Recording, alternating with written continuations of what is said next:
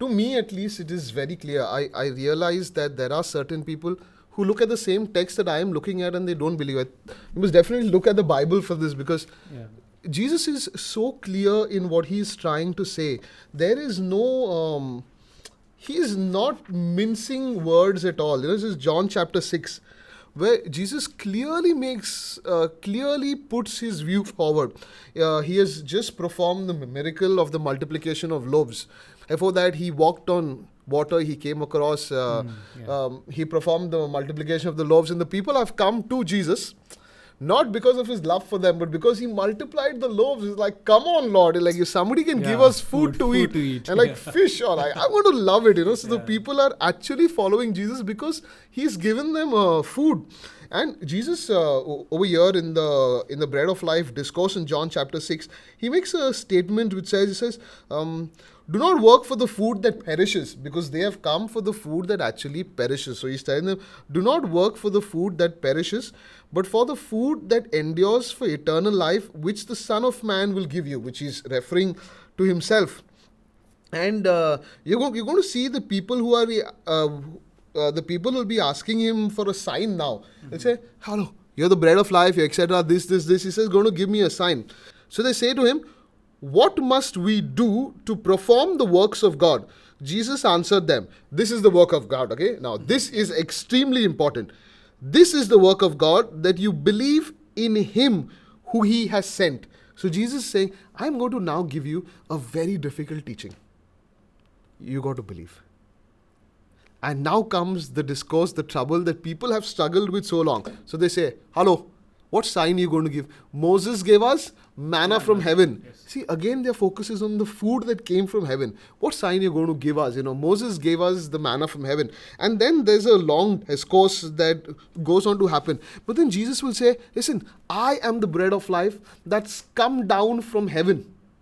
You want real life? You want real life? You want the life that never gets over? They'll say, yes. We want that life, I suppose they were thinking that they eat one bread and they're never hungry again. But Jesus is saying, you want that life? He's saying, hello, yes, I am that life. This is the bread that has come down from heaven so that one may eat of it and not die. That's what Jesus tells them. And they say, give us this bread, Lord. Give us this bread, Lord. He says, my body, my blood. Is that what you're asking for? I am the bread of life. And the people are like, how can we eat you? Yeah. No, we cannot eat you.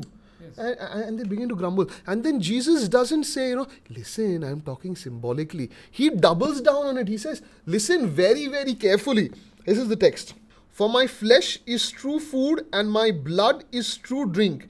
Those who eat my flesh and drink my blood abide in me and I abide in them. The first time he says eat, now he talks about like a simple meal, like fine dining meal. Take a fork and a spoon and eat. The second time he says, you eat it with like a wild animal eats the food, now groaning and gnashing of it, and you eat it, you cherish it. And the people are like, gosh, we cannot do this. And I really understand from where the Jews are coming. Like, you are my best friends. Now, imagine me telling you, Ignatius and Ashton, you want eternal life, you have to eat my flesh and drink my blood. And you guys will say, we don't want that. Yeah, we don't want that. This is the precise reaction that the Jews gave. A precise reaction. I just sorry to cut you, but I remember that the Greek word, I don't remember the Greek word, but I know that when Jesus said that eat actually meant to gnaw. To gnaw means to gnaw, yeah. Bite. So you gnaw it like a wild animal, you're chewing, you're masticating the food, you're enjoying the food. And so I can imagine what the Jews felt like, the same way that you felt, and they would have been saying, firstly, it's against the law. They're not supposed to eat anything with blood in it. Secondly, you cannot eat human flesh. And like, this teaching is too difficult, they say, and they go away. And Jesus does not stop them. Jesus is not saying, hey guys, I've been talking symbolically. Where are you going? Come back. No, Jesus doesn't say that, because he meant it. He really meant that this is my blood, this is my flesh that will be given up for you. And he turns to his disciples and say, are you not going to go away? And then Peter says one of the most beautiful lines. He says, Lord, to whom shall we go? You alone have the words of eternal life. So we see that Jesus actually meant, Jesus actually meant what he's saying. In other places, he spoke in symbolic terms. One of the terms he spoke symbolically is, if your eye causes you to sin, take it off. If your hand causes you to sin, cut it off. Here he was being symbolic, because he didn't go around with a fork to pluck out someone's eye or a sword to cut out someone's eye. That was purely symbolic. So there people didn't complain because they realized that he's being symbolic. But here they're like, how can? Because they realized, and I think right from the early church till the 1500s, people really believed that it is the body and blood of Christ.